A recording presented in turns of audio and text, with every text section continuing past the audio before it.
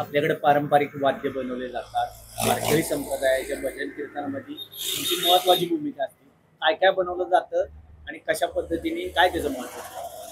आपल्याकडं सर्व प्रकारचे वाद्य बनवले जातात। विना, पकवा, ढोलकी, डग्गा, तबला हे असे भजनी साहित्य सर्व आपल्याकडे बनवलं जातं। हे आपले वारीच्या 1-2 महिने आधी तयारी आपली चालू असते। 2 महिन्यापासून आपली तयारी चालू असते जोरात वारीच्या ह्याच्यावर। नेमकं काय वैशिष्ट्य आहे पंढरपुरात? कोणत्या वैशिष्ट्यपूर्ण वाद्य बनवले जातात? त्याचं काय वैशिष्ट्य? वैशिष्ट्य पहिल्यापासूनच बनवतात आलेलं आहे। त्यामध्ये तुम्हाला पकवा आणि विना ह्याला वारकरी संप्रदायामध्ये भरपूर महत्व आहे।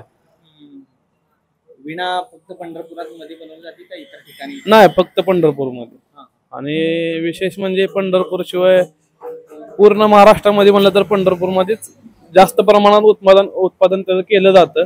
आणि सर्वात महाराष्ट्रामध्येच म्हणलं तर पंढरपूरमध्येच आपल्याला फक्त स्वस्त साहित्य मिळतं आपल्याला। त्याचं बेसिक मटेरियल कुठून मिळतं, कसं बनवतात, किती उलाढाल होते?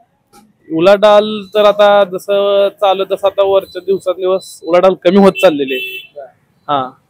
प्रत्येक वारीला सेल असा कमी होत चाललेला आहे, म्हणाला असं काय एवढं नाही। आणि किती बनवणारे कारागीर आहेत, किती लोकांचं ह्याच्यावर कमीत कमी एक 30-35 कुटुंबाचं चालतं। मायापाशी कमीत कमी 10 ते 12 कारागीर आहेत, त्यांचा त्यावर उदरनिर्वाह होतो। हे कमीत कमी ह्याला लागणारं मटेरियल 7 ते 8 राज्यातून येतं आपल्याला, वेगवेगळ्या साईडने। उत्तर प्रदेश असू द्या, सगळ्यात जास्त आपल्याला उत्तर प्रदेश मधून येतं। आणि बाकीचं चमडा वगैरे जे लागतं ते आपल्या महाराष्ट्रामध्येच तयार होतं।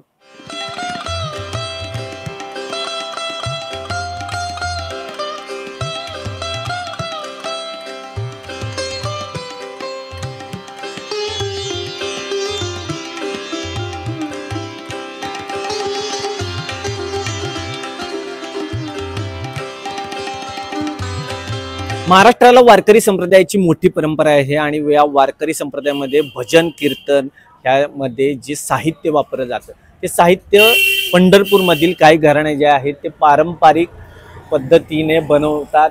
त्यामध्ये वीणा, पकवास, तबला हे सगळे जे साहित्य आहे ते पंढरपूरमधील नगर प्रदक्षिणा रोडवर हे मिळतं।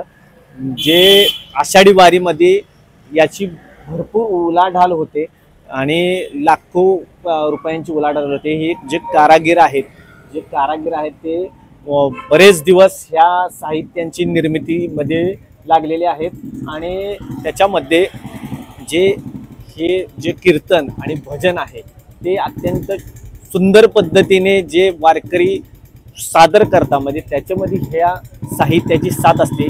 एकंदरीत हे जे साहित्य आहे ते पंढरपूर येथे मिळतं आणि त्याची या आषाढी यात्रेपूर्वी निर्मिती मोठ्या प्रमाणात होती आणि उलाढाल ही मोठ्या प्रमाणात होती।